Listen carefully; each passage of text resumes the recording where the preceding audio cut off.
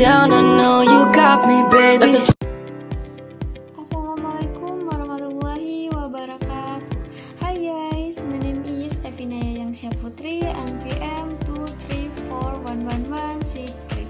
I am Class Management 2023. Here I will explain the material about the legal aspects.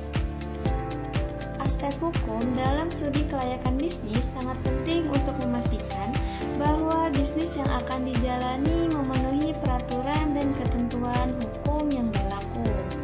Nah, studi ini mencakup perizinan usaha, badan hukum, hak dan kewajiban hukum, serta perlindungan hukum bagi bisnis dan konsumennya.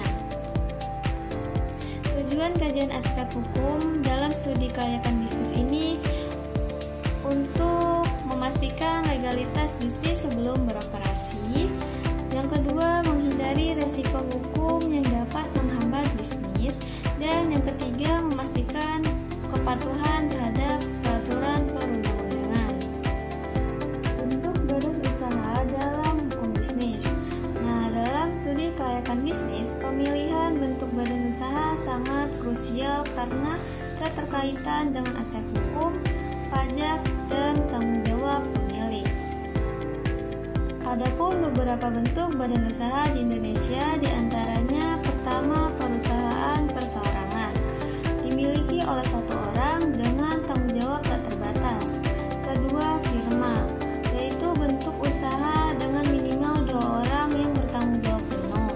Ketiga, CV, yaitu terdiri dari sekutu aktif dan sekutu pasif. Keempat, PT, badan hukum dengan tanggung jawab terbatas. Dan yang kelima, koperasi, yaitu usaha berbasis keanggotaan dengan prinsip kekeluargaan. Perizinan usaha.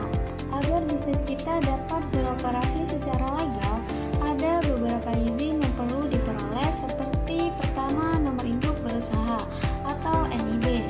NIB ini diterbitkan melalui Online Single Subscription atau OSS. Yang kedua, surat izin usaha perdagangan. Ini diperlukan bagi usaha perdagangan. Yang ketiga, tanda daftar perusahaan. Registrasi perusahaan di Kementerian Hukum dan HAM.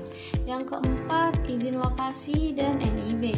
Ini untuk memastikan lokasi usaha sesuai dengan tata ruang.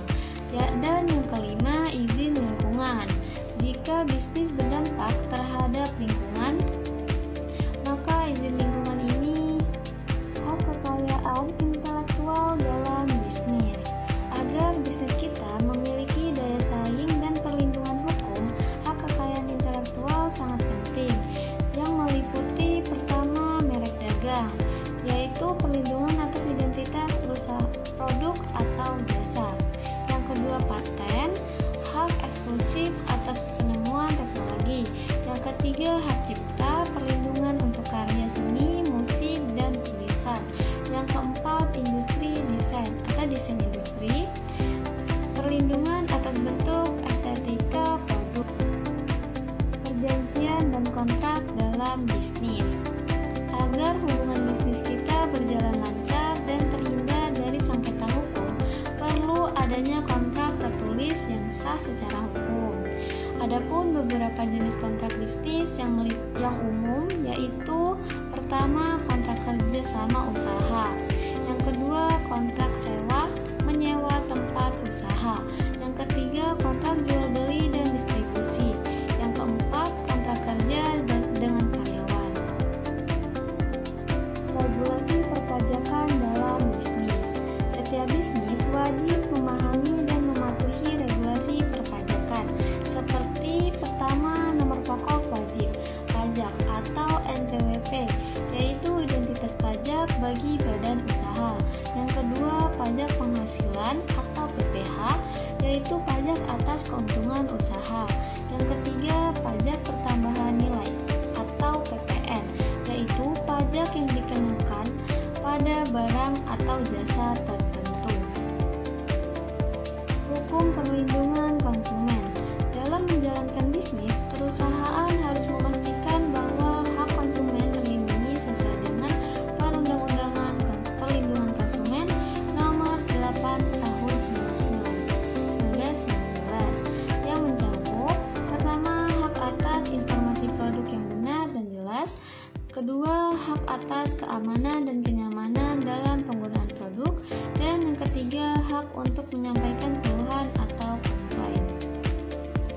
etika dan tanggung jawab hukum perusahaan.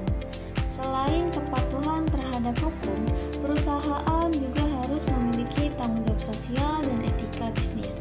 Seperti pertama, tidak melakukan praktik bisnis curang atau monopoli. Kedua, menjaga transparansi dalam laporan keuangan. Ketiga, menghormati hak karyawan dan memberikan kesejahteraan yang layak. Studi kasus dan evaluasi aspek hukum dalam studi kelayakan bisnis. Agar lebih memahami penerapan aspek hukum, kita dapat menganalisis studi kasus bisnis yang mengalami masalah hukum, seperti perusahaan yang gagal karena tidak memiliki izin yang lengkap, kasus sengketa merek dagang, dan pelanggaran hak konsumen oleh perusahaan tertentu. Dapat kita simpulkan bahwa aspek hukum merupakan bagian penting dalam studi kelayakan bisnis yang tidak boleh diabaikan. Kepatuhan terhadap hukum akan membantu bisnis kita berjalan dengan lancar, mengurangi risiko sengketa, dan meningkatkan kepercayaan stakeholder.